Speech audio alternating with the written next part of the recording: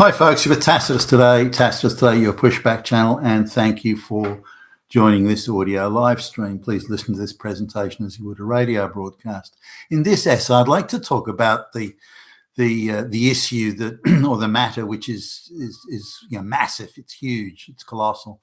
That for the last 35, 40 years, since the globalists have been ramping up their program to install the globalist ideology all across the Western world, that since then, that every program, every effort to destabilize the Western society, to cause conflict in Western society, to reduce social trust in Western society, all of it has been funded by under the auspices of the globalists. All of it has been funded by looting the white Western workers' tax dollars. All of it has been funded by that. And now it doesn't matter whether the looted tax dollars were distributed through NGOs or rerouted through the United Nations or rerouted through UNESCO or anything. It doesn't matter, but it's all been done through that. And your tax dollars in the United States and Britain and elsewhere have been looted without your knowledge, without your consent, without your agreement. It's been covertly and fraudulently used to destroy Western society. So your tax dollars are stolen so you can be hated and your country can, your standard of living can be reduced and your social cohesion lost. And this is what the globalists have done to us. Now, I'm to some extent, I'm not surprised. The money to do all these things had to come from somewhere. One of the most likely candidates for it was the government. But I thought that the role of,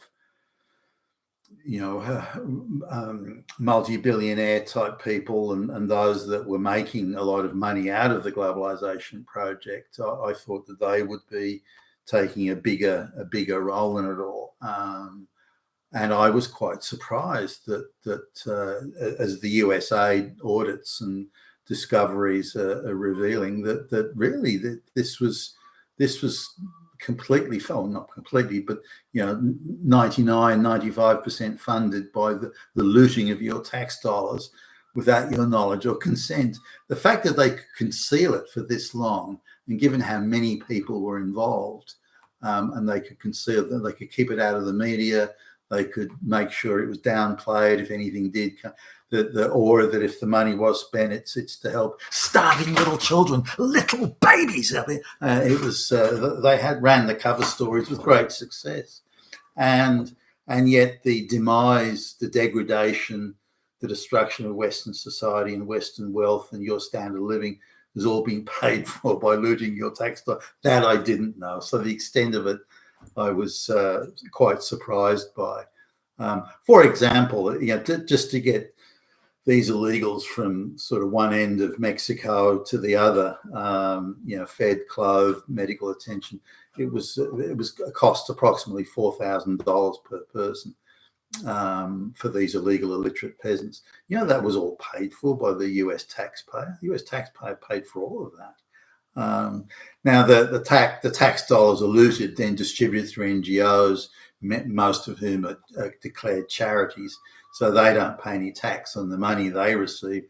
So they can, other than what they put in their pockets and the multi-million-dollar salaries the top enablers in these NGOs are paying themselves, they could then afford to make it, have this illicit infrastructure for transporting mass people movement on a scale that has never been seen in human history, by the way, and it's all paid for with your looted tax dollars.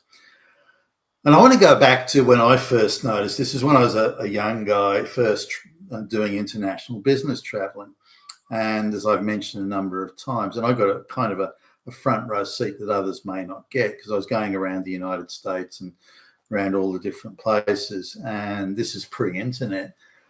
And so I was, reading all the newspapers and the magazines, and I would frequently get the newspapers across multiple time zones altogether. And I noticed how scripted and coordinated fraudulent the media articles were. And this even then took me by surprise. And at the time, I wasn't thinking about globalization or a globalist new world order or Soros or anything. I wasn't thinking about that. I still was naive enough to think the United Nations was a benign organization that was trying to help starving kids in Africa and the like. I had no comprehension of the political agenda that they, as I look back now, quite clearly had at the time. So there was Barrows. There was endless stories of how evil the family unit was, how wonderful abortion was, and how all men are evil fascist Nazi predators who were beating their wives and abusing their children and so on and so forth. All these, but it struck me. Well, this is odd because the only bad people are white men. Why is it? Why is none of the brown or black men bad? Only white men are bad, and straight white men. I was aware of how brutal sort of gay lesbian relationships were. I'd been sort of indirectly exposed to some of that, but yet only they ever talked about was how evil and bad white men were. And there were media stories all over the world, Australian media, all saying the same thing, all using the same talking points, the same structured arguments that are being put forward, the same cohort of academics who were being paid to produce the most brazen and outrageous propaganda, terrible lies about how evil men were and how terrible marriage was, and any woman that wasn't any woman that agreed to get married or have children was caving into the patriarchy and all this sort of stuff. And now, if it was just one-off, it was just in Australia or just in Sydney or just in New York or just in London, you kind of wouldn't think about it so much. But given that it was all over the world, beginning in the United States, and again, tightly scripted and coordinated around the same talking points, many times it was the same media article saying that 99% of women are beaten to death every day. And that exact same line would be across every city around the Western world. And given that I'm, multilingual, I could still navigate with modest success, a German newspaper, for example, and, things like that. So I could say, well, hold on a minute, that's exactly the same as what they said in New York. So you're looking at in different cities, different places, different cultures, different racial mixes, different weather, some having a lot, an outdoor lifestyle in the weather, some having an indoor life, but it's exactly the same numbers everywhere, all at the same time. And this was clearly not so. I attended a very lavish, extremely lavish conference, international conference held in Sydney about how wicked and abusive, evil white men were to their wives, and wives would do much better in getting out of the marriage. And all marriages are oppressive and abusive in one way. If he even says, "I'll drive the car today," that's evil fascist Nazi abuse at its most acute. And all these talking points and ginning up and outrage sort of pushing by activists and liars and so on. But given how lavish the conference was and the lavish dinners, sumptuous affairs, the dinners and the food, and how much money some of these people were getting paid.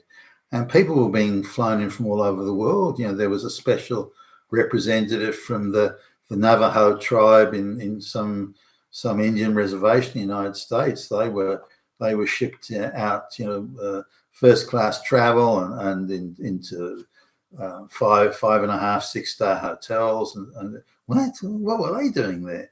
And there were lesbians everywhere and so on. So it became quite obvious that none of these people lived in this delusion, and they were being richly rewarded for their activism and their destroying of Western social cohesion, in this instance, gender, of course.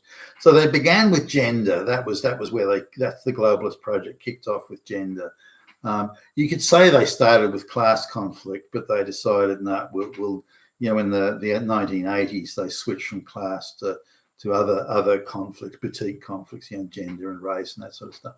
So they began with gender conflict, and they really milked that heavily, still do. All the patriarchy and all this sort of stuff. But it's all invented. None of it was based on any sort of reality, and all the propaganda was all invented.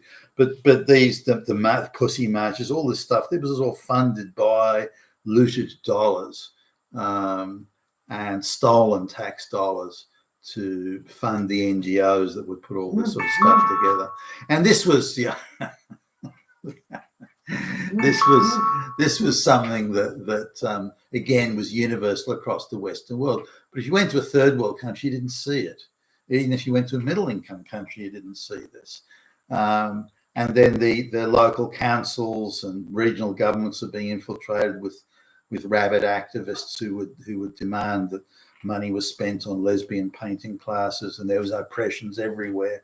So they switched from class to boutique. The women were being oppressed, LGBTQ were being oppressed, and special carve-outs and allowances, and also we have to have special controls put on the others. So men in any gendered relationship like marriage, it's men that must be controlled.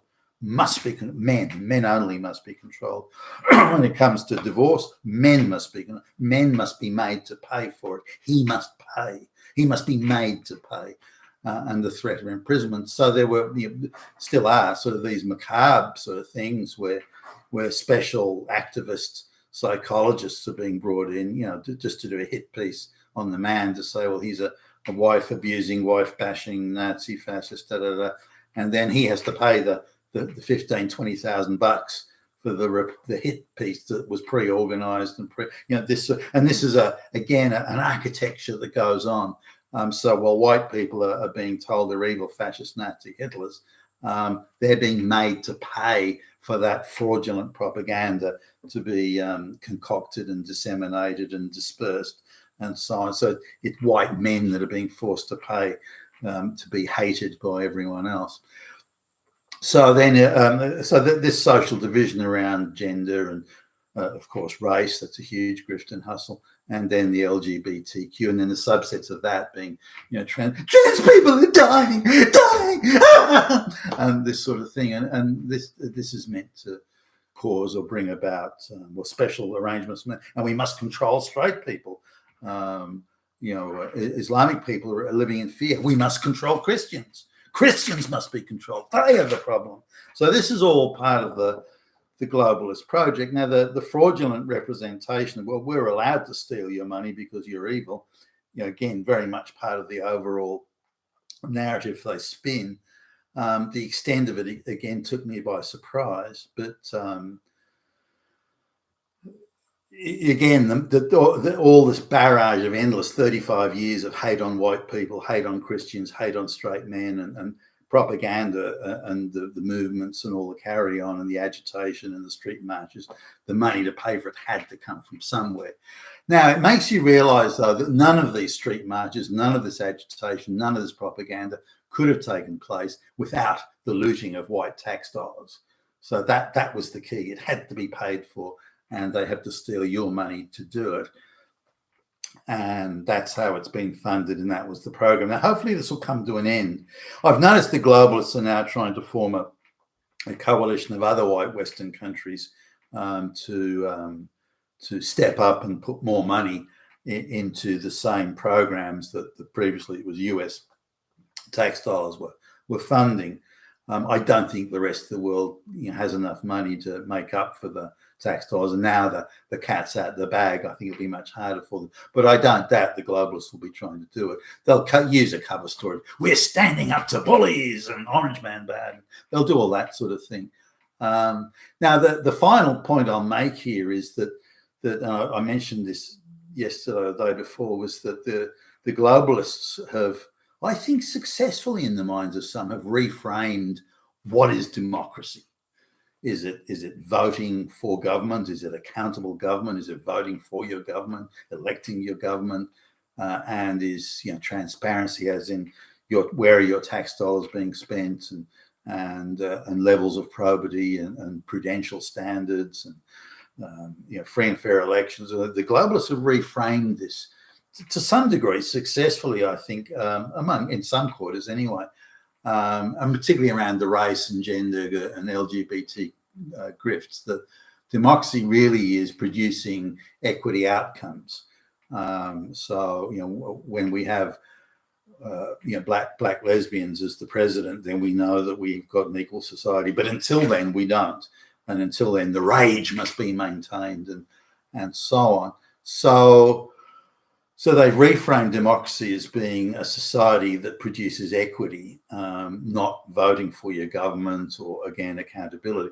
So if money is stolen from straight white males to fraudulently fund black lesbians, then that's okay. That is now the neo-democracy that the globalists are attempting to impose, which fits in neatly with their concept of democracy, where there is no sovereign nation. There aren't sovereign nations. There's just a globalist cabal of administrator goons that decide what will and won't happen, and who all want the mass migration type thing. Hopefully, the new Trump administration can unwind that. They've got a huge task in front of them, but they're making a very good start on it. But when you realise that all the hatreds that have been poured on straight white men, all the claims of oppressed women and oppressed lesbians and everything, all of it has been fraudulently concocted by mass propaganda and mass street, faked outrage and all that sort of stuff. Mass street marches about climate change. All of it is fake, and all of it paid for, again, by the looting of your tax dollars. I mean, it's got to be the crime, not of the century, but of all time, for goodness sakes. You've been Tacitus today, your Pushback channel. Thank you for listening.